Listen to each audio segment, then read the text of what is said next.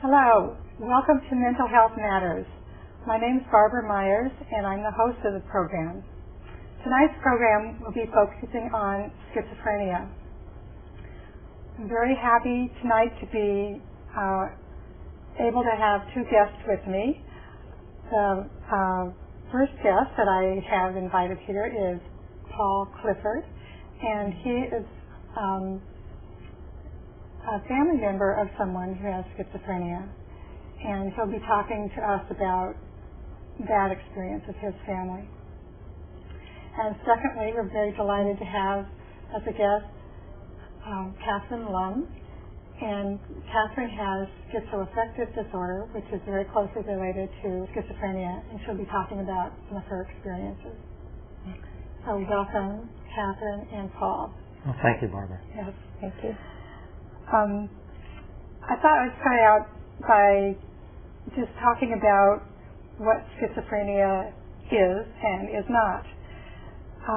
Some people believe that schizophrenia means you have multiple personalities, and that simply isn't the case. Sometimes you even hear that on the TV, but that's not what it really is.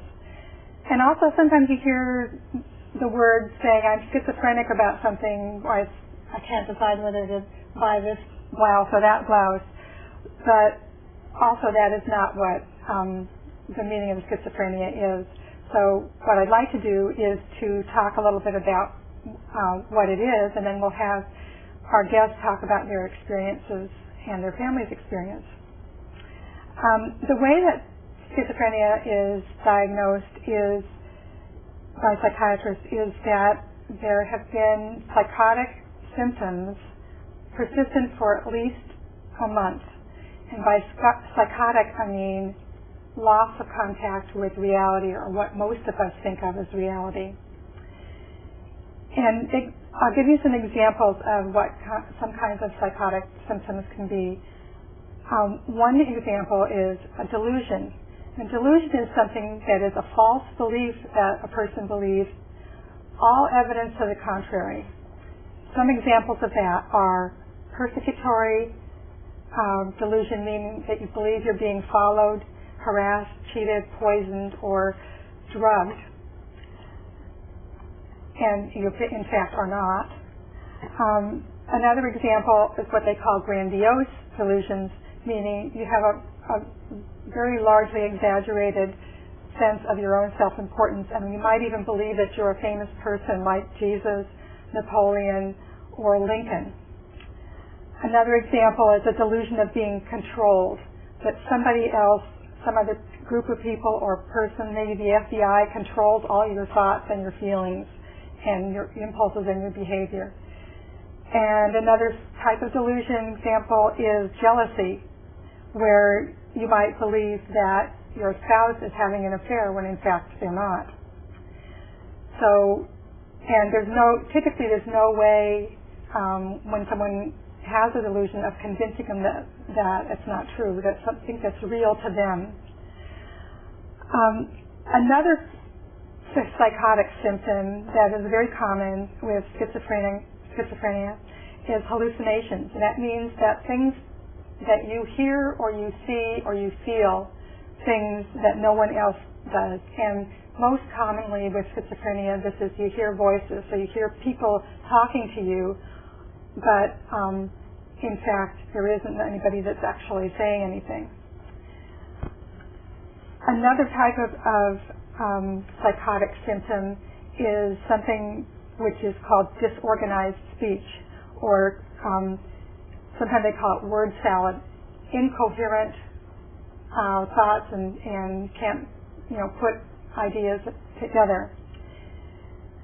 And a fourth type of psychotic symptom is grossly disorganized or catatonic behavior. That's somebody that's just simply frozen and cannot move, for example, would have catatonic behavior. So with all these various symptoms, people are unable to function socially or occupationally or be able to work. The prevalence of schizophrenia is about 1% of the population over the age of 18. which is a fair number of people if you think of how many people there are in the United States. Typically, the onset when it first starts is somewhere between the age of 18 and 25. When I introduced Catherine, I said she has schizoaffective disorder. Schizoaffective disorder is schizophrenia plus a mood disorder, and by mood disorder is either depression or bipolar disorder. Sometimes these symptoms can come from substance abuse or withdrawal from a substance. However, if they're persistent for at least a month, then that's when they start talk about diagnoses. Now, I should mention that there are some anti-psychiatry groups that maintain that schizophrenia isn't a legitimate illness, it's just problems of living. And they certainly have their point of view and some probably very good reasons for it. However, it doesn't negate the fact that these symptoms that we've been talking about do occur in individuals, and whatever you want to name it, they have to live with those problems. About the causes, they're not completely understood. At one time it was thought that a cold, rejecting, hostile, and controlling mother was the cause. It used to call it a schizophrenogenic mother was the cause of schizophrenia, but that view has been widely discredited. It's believed that there's a combination of both genetic and neurobiological and environmental causes for it. When the genetic factor comes from recent findings that show that members of in an immediate family members are 10 times more likely to have develop schizophrenia if another member has schizophrenia. And identical twins, it's more like somewhere between 40 to 60% of them will both develop schizophrenia. Some people get better from schizophrenia after the age of 50, but that doesn't happen in all people. So it's a very serious illness and affects the lives of people in a very serious way and their families as well. So what I'd like now to do is to introduce Paul and have him tell a story of family member. Okay, well, thank you very much, Barbara. Yes. I almost don't know where to begin because it's such a long story and it's hard to summarize it in just a minute or two. Yeah. Actually, two family members of mine have schizophrenia. My sister Karen, my brother Thomas, and different kinds of schizophrenia. You know, it's hard to know if these different kinds all deserve the same name even, because they had very different sets of symptoms. But they were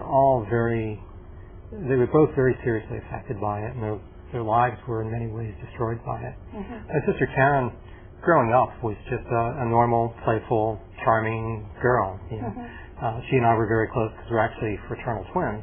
Mm-hmm. But we were all very close. We had 6 kids in the family, sort of very closely spaced in age. So we were very tight growing up. But something happened to her around college age, and she started changing. She started believing that she could talk with God. She became very religious. And at first, I just thought, well, she's become involved with a Christian group on campus, and she's adopted a different way of speaking. But gradually her behavior also became more and more bizarre, and eventually the Christian group sort of expelled her because they realized that she really was talking with God and hearing Him respond in ways that they weren't hearing. Very quickly after that, after another couple months of religious delusions, she just became overtly, totally psychotic, unable to interact, unable to converse. She became catatonic.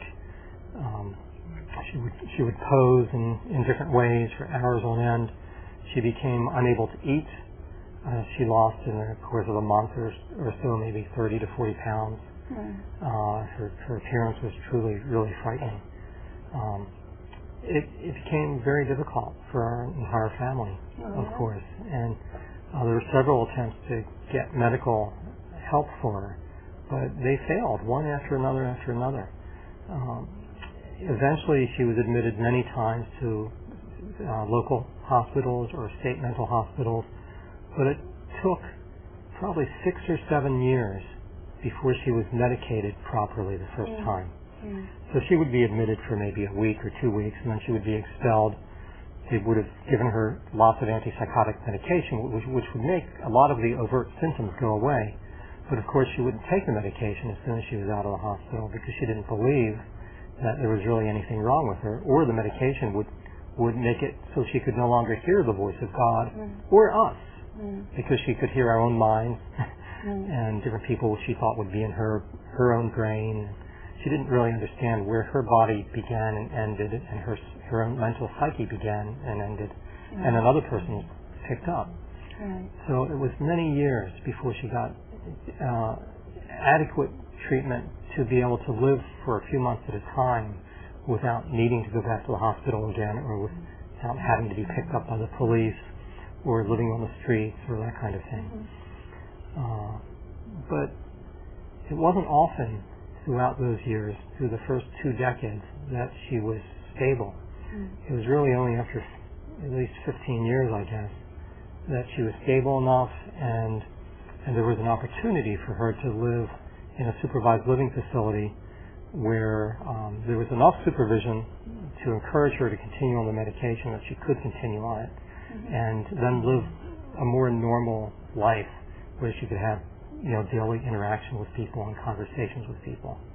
It was very, very hard on her, but particularly hard, I think, on my parents, because they went through this mourning process with this wonderful girl that they had brought up right at the threshold of adulthood had sort of been taken from them, and became very, very ill for a very long time.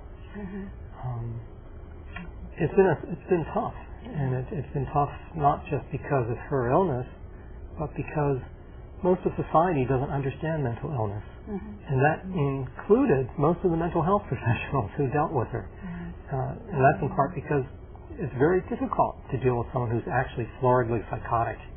Most people don't want to do it, not even most psychiatrists and nurses. And we don't have the legal means to deal with someone. This all occurred in Maryland. And in Maryland, you couldn't compel treatment for someone unless they were a clear and present danger, unless they were threatening someone's life. And that meant that most of the time she was psychotic, she was either living at home with my parents, being in fear of what she would do because she was so out of control physically, or living on the streets. In fact, I guess the first time she got consistent medical care was only after she had walked to Washington, D.C. to remove Ronald Reagan from the White House. And the Secret Service became involved. And they said, you better put her in a hospital for a while. And so then she got consistent treatment in a hospital long enough to get her stabilized on medication. It's a shame that that kind of treatment wasn't available. It's also partly Ronald Reagan's fault, because he destroyed the mental hospital system. That's very true. Without funding any community health system in its place, and so there wasn't treatment for her. And how is she now?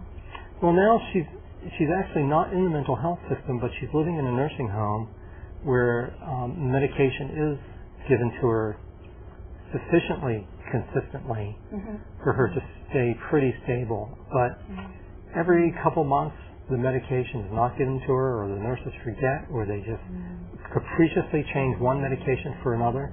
And then she becomes very psychotic, and they can't deal with her, and they take her to an emergency room at a local hospital, and then they try to restabilize her before returning her to the nursing home. That's the way it's been for 2 years now.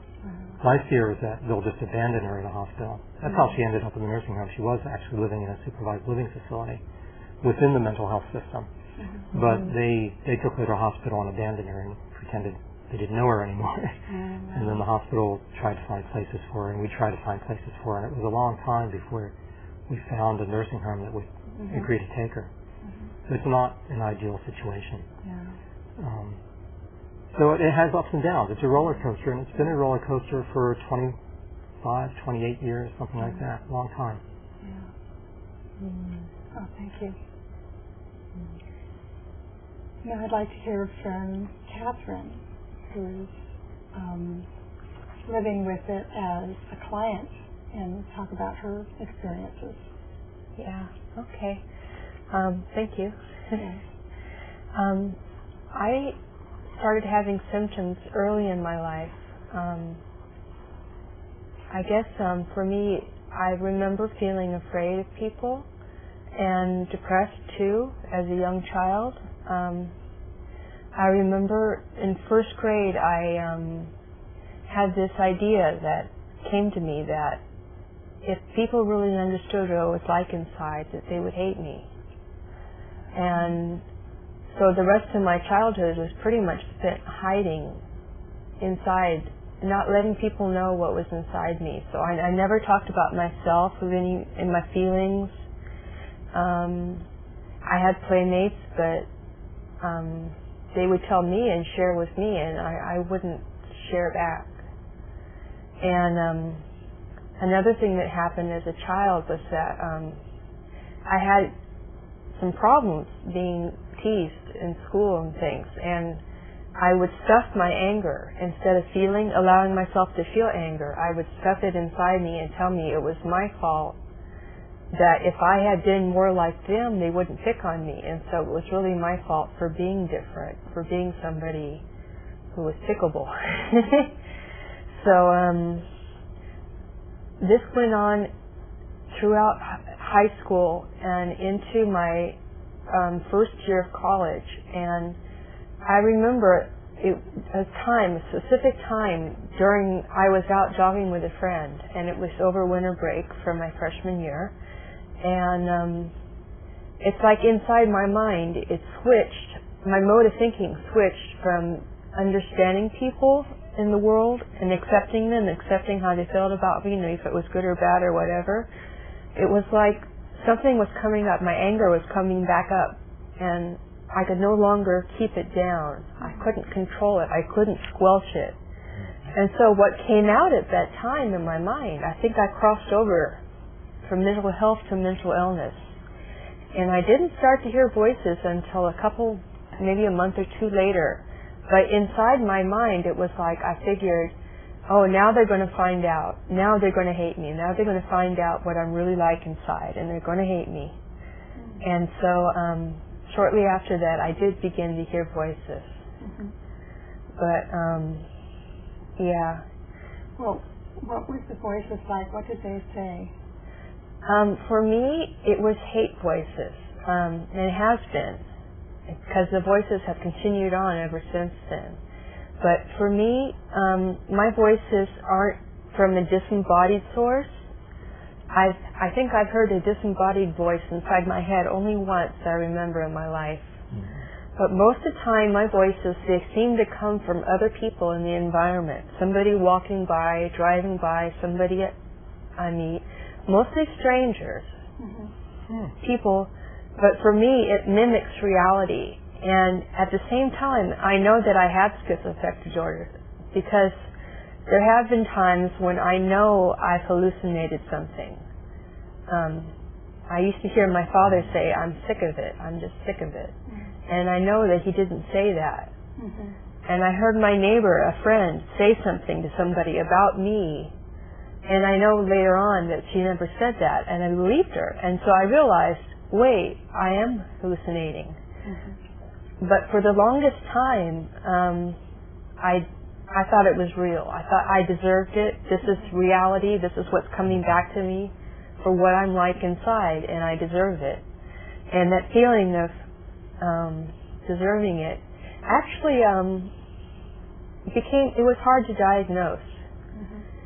Because even though I was hearing all these voices and was floridly psychotic, and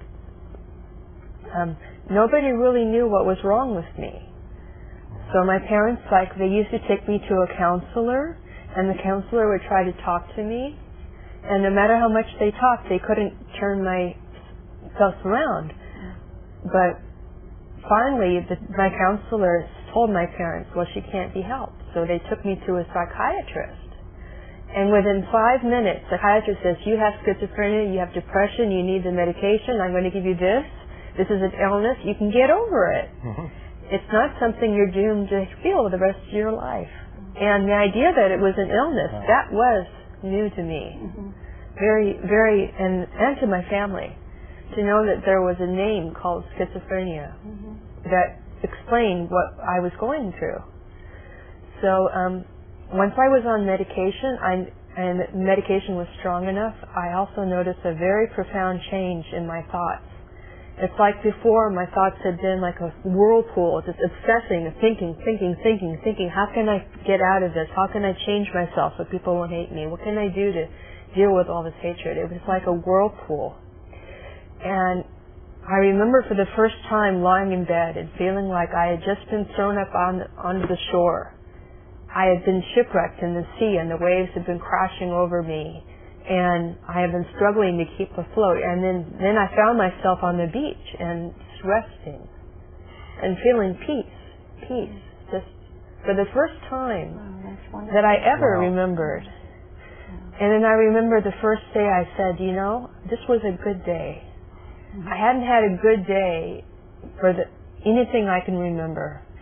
And I think part of having this all my life, part of this actually made it easier for me to deal with when it was at its worst, because I didn't know what happiness was back then. I didn't know what it was to have peace of mind and happiness. And so I figured this is the way life is. Life is hard. But now that I know what happiness and peace of mind is, I think it would be very hard for me to go back to have to experience that level of, But that's basically where I'm at. Okay. I'm going to ask this to both of you. Some people who have schizophrenia have trouble staying on their medications, and you obviously have found medications that work for you. But I was wondering, this particular issue about people staying on their medications is a contentious one, usually between patients' families and consumer groups, or consumer groups. And I wanted to know why you think it is that people have a hard time staying on their medications. Well, I actually had a hard time at first. At first you did? Yeah. Okay. I had a hard time taking it because I know that I felt happier when I took it, but at the same time, it reduced the intensity of my feelings and my life and my experience. And life became much more normal, but I missed that intensity. And I know that sometimes the side effect of this is a side effect of the medication, that it does tend to dampen your emotions. But what happened was that my psychiatrist asked me, "Are you taking it?" And I said, "Sometimes." And she gave me the scare treatment. She told me, if you don't take your medication regularly, you might never get better. And that idea scared me so much that ever since then, and I still to now, I will take my medication religiously. That's good. Now, when I talk with people, many times they don't take it because of side effects that they experience, and some of them, and each person is different and has a different level and different numbers of medications that work. But usually what I try to do is tell them to try to work with their doctors instead of and talk to them about side effects and so forth, so that they'll be able to find a combination that works for them and not just be either completely out of control or completely drugged.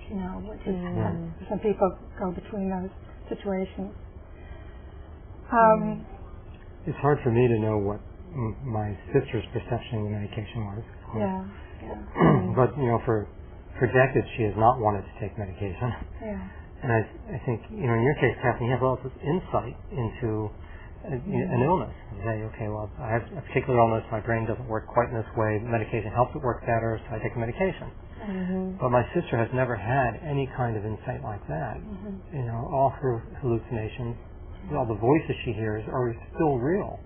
They're just continuously real, and so she doesn't think the medication will help. And then there are side effects, and I think the side effects are worse for people who don't have insight because they can't work with their doctors. And they can't, have rational discussions with their doctors and talk about the side effects as easily. And so they tend not to get much medical attention. and so they aren't as closely monitored.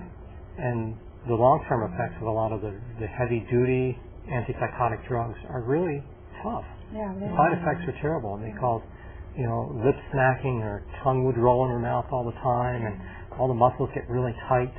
So it'd be hard to move and to even control your emotions, and legs and arms would sway all the time. Or she'd gain a lot of weight, all kinds of things. Yeah, we could talk about this for a long time. That's a very interesting subject. What I want to do is leave the audience with a challenge. In the next week or two, I want you to listen for whenever you hear the word schizophrenia and reflect about whether it's being used correctly. And if you feel you can, and you feel it needs to be done, challenge it, challenge harmful uses of it, and suggest helpful things instead, like writing a letter to the editor of the newspaper, speaking to a teacher, addressing an elected official, that kind of thing. So that's your challenge for the next couple of weeks or so. I want to leave you with some resources for schizophrenia that are helpful to many people. The organization that's sort of the premier organization that's advocate for mental illness is the National Alliance on Mental Illness, NAMI, N-A-M-I. They have a wonderful program called the Family to Family program that helps teach families about schizophrenia. There's an organization called Schizophrenia Information. Web address is on your screen that gives lots of good information. There are resources like a Wellness Recovery Action Program, WRAP, that helps people to make plans for themselves. For those of you who need it, the suicide hotline is 1-800-SUICIDE. Thank you for joining us, and I want to end by saying, take courage, friends. The way is often hard, the path is never clear, and the stakes are very high. Take courage, for deep down, there is another truth. You are not alone. I want to thank Paul and Catherine for being with us.